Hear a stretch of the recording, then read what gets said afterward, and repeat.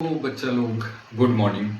आज आपके सामने मैं एक बेहतरीन क्लास देने जा रहा हूँ जो कि थोड़ी सी लेट हो गई है और आप समझेंगे क्योंकि इसे मॉर्निंग में ही अपलोड करना था लेकिन मैं भूल गया था, इसीलिए थोड़ा लेट अपलोड कर रहा हूँ इस क्लास को। तो इसके लिए क्षमा चाहूँगा। आपके लिए बेहतरीन क्लास उसी पॉइंट ऑफ व्यू से क्लास 9th का पहला चैप्टर जिसे कहते हैं फंडामेंटल यूनिट ऑफ लाइफ, जो सीबीएसई बोर्ड का बेहतरीन चैप्टर है। ये बताया जाता है कि आप इससे हिंदी मीडियम में भी समझ सकते हैं, बट लैंग्वेज आपके पीछे लिखी हुई है, इसको हम ये बता सकते हैं कि इस लैंग्वेज को हम हिंदी और इंग्लिश दोनों में आपको समझाएंगे। देखिए, सबसे पहले आपकी पहला जो हम लोगों ने कहाँ तक सीख लिया था, सेल क्या होती है, सेल का डिफाइन क्या होता है, डिफिनेशन क्या होती है और इसे एक्सप्लेन कैसे कर सकते हैं, यहाँ तक हम लोगों ने बात कर लिया था। ठीक है, आई होप आप लोगों ने पहले से समझ रखा होगा कि सेल क्या होता है, सेल थ्योरी क्या होती है, सेल के पार्ट कितने होते हैं, सारी चीज़ें आप लोगों ने पढ़ रखा होगा। सेल को हम कैसे डिफाइन कर सकते हैं, सेल के कितने टाइप होते हैं। सेल को और अच्छे से समझने के लिए हम इस क्लास को देखेंगे। मतलब इतना मैं कह सकता हूँ कि आप इस चीज़ में बेहतर समझ सकते हैं। ठीक है, सेल के टाइप कितने होते हैं, सेल आपका सेल का डिफिनेशन क्या होती है, सेल की डिस्कवरी कैसे हुई थी, लिविंग सेल क्या होती है, डेड सेल क्या होती है, डेड सेल की डिस्कवरी कब हुई थी, लिविंग सेल की डिस्कवरी हुई थी, सेल थ्योरी किसने दिया था, हम आज इतना समझते हैं। ठीक है, हम लोगों ने बात कर लिया था कि सेल क्या होती है, फंक्शनल यूनिट ऑफ लाइफ होती है, फंडामेंटल यूनिट ऑफ लाइफ इसे एक नाम से जानते हैं। और फंडामेंटल यूनिट लाइफ क्यों कहते हैं, क्योंकि शरीर की सबसे छोटी इकाई या यूनिट ऑफ अ बॉडी कह सकते हैं किसको, आपको सेल को कह सकते हैं। तो आपको यहाँ तक समझ में आया होगा। अब आगे हम थोड़ा चैप्टर को बढ़ाएंगे और पूछ रहा है कि पहला क्वेश्चन लिखा है सेल थ्योरी किसे कहते हैं, what is a cell theory. ठीक है ना, सेल थ्योरी क्या थी। तो सबसे पहला आता है all living organism are composed by a cell. मतलब कहने का मतलब है कि कहना चाहते हैं कि कुछ जो सेल थी, जो सेल है या जो लिविंग ऑर्गेनिज्म है वो बने किससे हैं। ठीक है ना, सबको पता है कि आपको पता है कि अगर एक बोर्ड बना हुआ है तो ये बोर्ड किससे बना होगा, बोर्ड लकड़ी से बना होगा। लकड़ी क्या होती है, प्लांट से निकली है। प्लांट में क्या होंगे, सेल होंगी। तो इसका मतलब अगर ये बोर्ड बना हुआ है लकड़ी से, लकड़ी का मतलब प्लांट से निकला हुआ है, तो इसका मतलब इसके अंदर जो सेल होगी वो डेड सेल होगी और किस जगह से निकली है, वो प्लांट से निकली है। तो पहला जो सेल थ्योरी है उसको हम डिफाइन करते हैं, कह रहा है कि ऑल लिविंग, सभी ऑर्गेनिज्म, जो सभी जीवित ऑर्गेनिज्म हैं, are composed by a cell. मतलब जिसे रेस्पिरेशन प्रक्रिया हो रही है वो सेल कैसी है, वो लिविंग सेल है। और वो किससे बनी हुई है, सभी के सभी जीव किससे बने हुए हैं, लिविंग सेल से बने हुए हैं। और इसे किसने कहा, सबसे पहले स्लेडन ने कहा। सबसे पहली सेल थ्योरी किसने प्रोवाइड की हमें, स्लेडन ने। कब किया, 1831 में, 1831 ईस्वी में सबसे पहले इन्होंने कहा। दूसरा सेल थ्योरी देते हैं, the living organism could be made up more cell.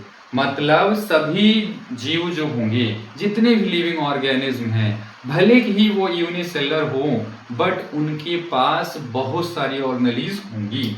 आगे समझते हैं कि ऑर्गेनेलिज किसे कहते हैं, आगे बढ़ जाते हैं। और इसे किसने कहा, इसे स्वान ने कहा। किसने कहा, स्वान ने। और ये डिस्कवरी किसने दिया था, या आपकी सेल थ्योरी किसने दिया था, स्वान ने दिया 1839 में। कब दिया, 1839 में। आगे बढ़ते हैं, सेल के बिहाफ पर ऑर्गेनिज्म का कितना डिवीजन है, ध्यान से सुनो। अब यहाँ पर जो सेल है इसका मतलब है ऑर्गेनिज्म। क्या है, ऑर्गेनिज्म। ऑर्गेनिज्म को सेल के बिहाफ पर डिवाइड किया गया और उन्हें टाइप कितने बांटे गए, दो टाइप। एक कहा गया unicellular. What is a unicellular, तुम्हें पता है कि जिनके पास एक कोशिका होती है, एक कोशिका से बने हुए जीवों को क्या कहते हैं, यूनिसेलुलर। तो हम यहाँ लिखते हैं, इसकी डेफिनेशन बढ़िया से लिखी हुई है, A living, देखो, a organism is made up a single cell. It is called a unicellular.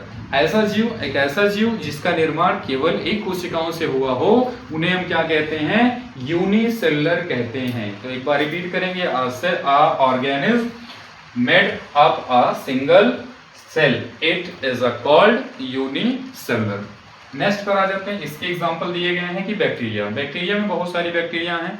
ठीक है। और उसमें हम लिख सकते हैं एक अमीबा का फॉर्मेशन लिख सकते हैं यूनिसेलुलर में, और दूसरा प्रोटोजोआ। कौन सा है? प्रोटोजोआ।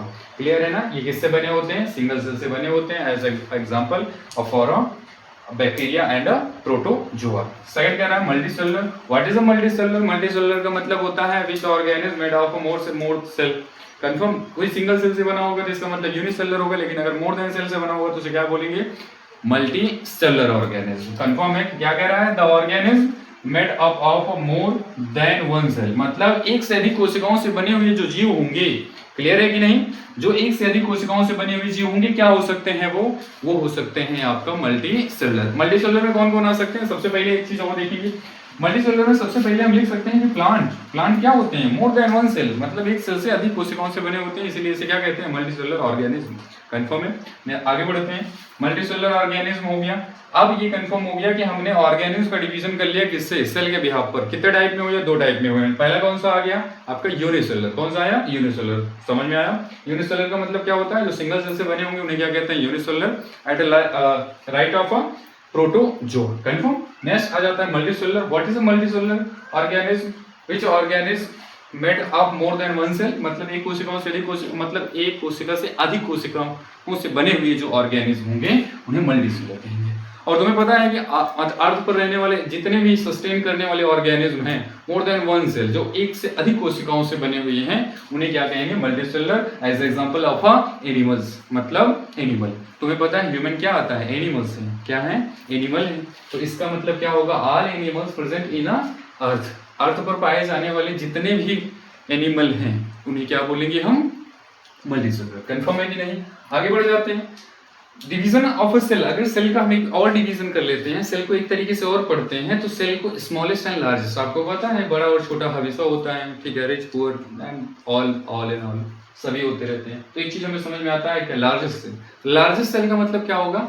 लार्जेस्ट मतलब लंबी सेल, ठीक है ना, जिस पर हम थोड़ा सा देखें कि सेल तो पहली बात हमारी आंखों से दिख नहीं सकती है, तो हमें माइक्रोस्कोप का यूज करना पड़ेगा। जैसे सबसे पहले रॉबर्ट हुक ने किया था, खुद से खोज किया था अपना माइक्रोस्कोप, डिस्कवरी करने के बाद उससे सेल की डिस्कवरी कर दी। इसका मतलब एक डिस्कवरी दूसरी डिस्कवरी से क्या करती है? रिलेट करती है। तो यहाँ पर कंफर्म हो गया कि लार्जेस्ट सेल। लार्जेस्ट सेल का मतलब क्या होता है? लंबी सेल, ठीक है, बड़ी सेल। और पाया गया किसमें? ऑस्ट्रिच एग में पाया गया। किसमें पाया गया? Ostrich egg. तुम्हें पता है ऑस्ट्रिच एग ऑस्ट्रिच कैसा पक्षी होता है? ऐसा मतलब बर्ड है, बर्ड भी कहा जा सकता है। वो पहली बात तो वो उड़ान नहीं भरता, उड़ता नहीं है। इसका मतलब ये हो गया कि वो बर्ड कैसा होता है? उसका जो एग है ऑस्ट्रिच एग, उसकी जो सेल होती हैं वो लार्जेस्ट सेल होती है। कंफर्म है कि लार्जेस्ट सेल किसमें पाई जाएगी? वो कंफर्म है ऑस्ट्रिच एग। जब भी आपका एमसीक्यू में क्वेश्चन पूछता है कि largest cell of which egg and which organism which birds, direct हम लिखेंगे ऑस्ट्रिच एग। स्मॉलेस्ट सेल के बारे में बात करेगा तो हम क्या रखेंगे? माइकोप्लाज्म। माइकोप्लाज्म कंफर्म है कि नहीं? माइकोप्लाज्म क्या है? बैक्टीरिया है। मतलब माइकोप्लाज्म जो हो जाता है बैक्टीरिया की क्या है? सेल है। वहां पर ऑस्ट्रिच एग हो सकता है। कंफर्म है? Done, very good. आगे चलते हैं। Component of a cell. इसका मतलब क्या होता है कि जैसे कंफर्म है कि हमारा पूरा का पूरा बॉडी है, बॉडी में क्या है? ऑर्गन्स है। ऑर्गन्स का मतलब क्या होगा? ऐसे ऐसे ऑर्गन जिसके हेल्प से हम देख सकते हैं, सुन सकते हैं, किसी चीज को ऑब्जर्व कर सकते हैं और आगे आने वाली चीजों को हम देख भी सकते हैं। जैसे अगर हमें खाना खाना है तो खाना खाने के लिए हमें हाथ का यूज करना पड़ेगा, तो क्या है? एक प्रकार का वो क्या है? बॉडी पार्ट्स है। कंफर्म, सिंपल सा। उसी तरीके से सेल का क्या हो सकता है? सेल के कंपोनेंट्स होंगे। सबसे पहले आता है प्लाज्मा मेम्ब्रेन।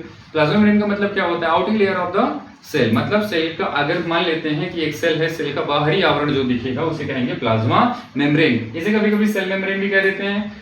कंफर्म, क्योंकि outer layer of the cell it is called of a plasma membrane, ठीक है ना। इसे एक और नाम दिया जाता है selectively permeable membrane. Selectively permeable membrane क्यों कहा जाता है? क्योंकि ये सिलेक्ट करता है कि ऑस्मोसिस, ये पता है एक प्रोसेस होता है जिसे ऑस्मोसिस कहते हैं। दो टाइप के होते हैं, endo osmosis and exo osmosis. Higher concentration to move of a substance, lower concentration across of the plasma membrane and cell membrane, then it is called of osmosis. There are two types osmosis का। First होता है, first का जो osmosis होता है उसे endo osmosis, inside of the cell. अगर कोई प्रोडक्ट या आपका सब्सटेंस जो इनसाइड ऑफ द सेल जाएगा उसे क्या बोलेंगे? इंडो osmosis, और आउट ऑफ द सेल जाएगा तो उसे बोलेंगे एक्सो osmosis। कंफर्म है कि नहीं?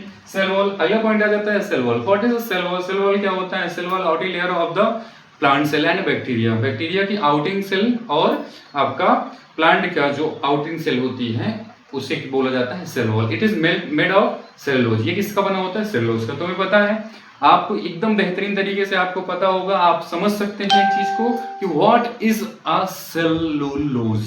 तुम्हें पता है ऑर्गेनिज्म के बिहाफ पर अगर देख लिया जाए, जो शाकाहारी होते हैं उनके अंतर्गत एक चीज का डाइजेशन नहीं होता जिसे बोलते हैं सेलुलोज। हमारे अंदर जैसे है कि हमें सेलुलोज को डाइजेस्ट नहीं कर पाते हैं, इसलिए डायरेक्टली बोला जाता है कि सेल वॉल क्या होती है? सेलुलोज की बनी होती है जिसका डाइजेशन नॉर्मली नहीं होगा। कंफर्म। नेक्स्ट आ जाता है आपका न्यूक्लियस। न्यूक्लियस क्या होता है? बॉडी के, ये बताया गया है सेल का जो सेंटर पॉइंट होता है वहां पर न्यूक्लियस प्रेजेंट होगा। कंफर्म है। It is a controller of the cell, मतलब इसे हम कंट्रोलर ऑफ द सेल बोल सकते हैं क्योंकि ये कंट्रोल कर सकता है पूरी सेल को। सेकंड आ जाता है साइटोप्लाज्म। साइटोप्लाज्म क्या होता है? What is a cytoplasm? Cytoplasm क्या होता है? एक तरह का फ्लूइड होता है जो इनसाइड ऑफ द सेल पाया जाता है और वो क्या करता है? जितनी ऑर्गेनेलिज होती हैं उसे अपने ऊपर क्या करता है? फ्लो कराता है, तैराता रहता है। अगला आ जाता है लाइसोसोम। लाइसोसोम को क्या बोलते हैं? सुसाइडल बैग बोलते हैं। क्या बोलते हैं? सुसाइडल बैग बोलते हैं। Why? Because it is kill all dead and decaying cells, मतलब जो सेल के पार्ट्स होते हैं, जो ऑर्गेनेलिज होती हैं, जो खत्म हो जाती हैं, जिनका कोई वर्क नहीं होता है, इस ये क्या करता है? इसके पास more than of 100 digestive enzyme होते हैं। वो डाइजेस्टिव एंजाइम इसे क्या कर देते हैं? डाइजेस्ट करके डायरेक्टली क्या कर देंगे? पूरा का पूरा खत्म कर देंगे। ठीक है। अगला आ जाता है माइटोकॉन्ड्रिया। सबको पता है माइटोकॉन्ड्रिया क्या कहते हैं? Mitochondria is called of a power house of the cell. क्यों?